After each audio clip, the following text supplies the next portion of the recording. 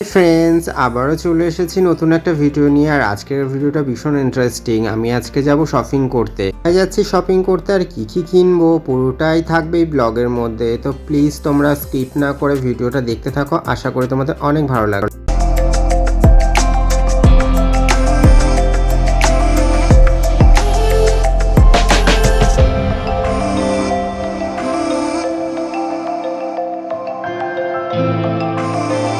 Finally আমি সুমনকে নিয়ে চলে আসলাম গড়িয়াহাট। আর গড়িয়াহাট থেকে আমি সব কিছুই কেনাকাটা করব।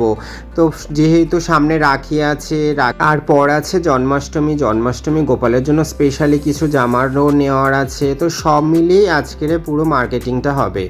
তো আমরা ফার্স্ট চলে গেছিলাম বাজার কলকাতায়, যেহেতু আমি সমস্ত কেনাকাটা জামা কাপড় বলো সব কিছু বাজার কলকাতা থেকেই নিই।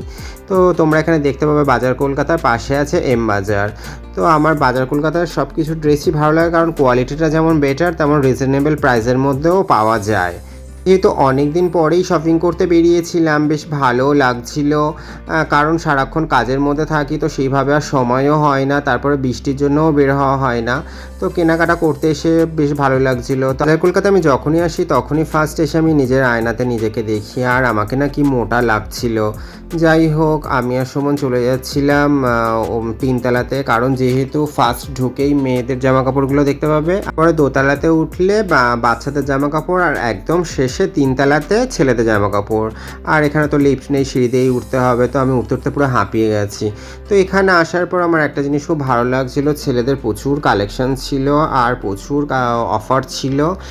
জানি না, এটা মনে হয় রাখিরই অফার ছিল। তো আমার যেহেতু টি শার্টগুলো দেখতেও সুন্দর আর কোয়ালিটিগুলোও খুব ভালো আর অফারের মধ্যে ছিল, আমি তো দেখে ভীষণ খুশি হয়ে গেছিলাম। তো যাই হোক, সুমনকে বলেছিলাম যে তোর কোনটা ভালো লাগে তুই নিয়ে নে, আর সবার জন্য পছন্দ কর। তো যেহেতু আমার 4টে ভাই আর একটা দাদা, 5 জন, তো সবার মোটামুটি ফেস আর ফিগার অনুযায়ী দেখে পছন্দ করে নেওয়া হচ্ছিল। সবাই তো আমার সাথে যায়নি, ও একাই গেছিল। আর তো সবার পছন্দটা আমরা নিজেরাই করে নিয়েছি। তা ওকে বললাম যে তুই তোর যে পছন্দ করে যে টি শার্টটা নিয়েছিস সেটা তোর গায়ের উপর ফেলে দেখ ভালো লাগছে কিনা। কিনতে এসেছিলাম 4টে ভাই আর আমার দাদার জন্য। তো ওখানে আরও এদিক ওদিক কেনাকাটা হয়ে গেছে। সুমনও কি তোর পার্সোনালি কিছু জিনিস নিয়েছে, আমিও আমার দাদার ছেলের জন্য একটু জামা টামা নিয়েছিলাম। তো সব মিলিয়ে মোটামুটি সব কেনাকাটা কমপ্লিট করে আমরা বিল করতে চলে এসেছিলাম। আর বিল কাউন্টারে এসে দেখছি প্রচুর লাইন। ওরে বাবা রে, কতক্ষণ ধরে দাঁড়িয়ে দাঁড়িয়ে তারপর বিল করলাম। তো যাই হোক, ফাইনালি বিলটা আমরা কমপ্লিট করে বেরিয়েছি। আর আমার সুমনের হাতে এত ব্যাগ দেখে আমার মনে হচ্ছে যেন আমরাই পুরো মলটা তুলে নিয়েছি।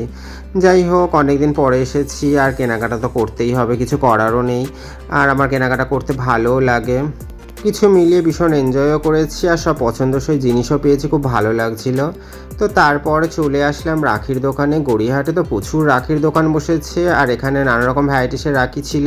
বাট আমার হেভি রাখি পছন্দ না, একটু সিম্পল সোবার রাখি পছন্দ। আর যারা রাখি পরবে তার মধ্যে একটা ভাই তো আমার সাথে ছিল, তারও সিম্পল ধরনের রাখি পছন্দ করে। তো আমি এখানে সিম্পলি রাখি নিয়ে নিয়েছিলাম, আর 2-1টা হেভি নিয়েছিলাম।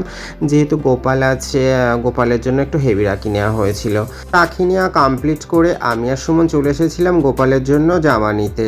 আর এই দোকান থেকেই আমরা বেশিরভাগ গোপালের জামা নিই। তো আজকের গোপালের জামা নিয়েছিলাম বৃন্দাবনের স্টাইলে। সব মিলিয়ে ভিডিওটা ছিল আজকের এই পর্যন্ত। তোমাদের কেমন লাগলো অবশ্যই কমেন্ট করো, আর ভালো লাগলে একটা লাইক করে দিও।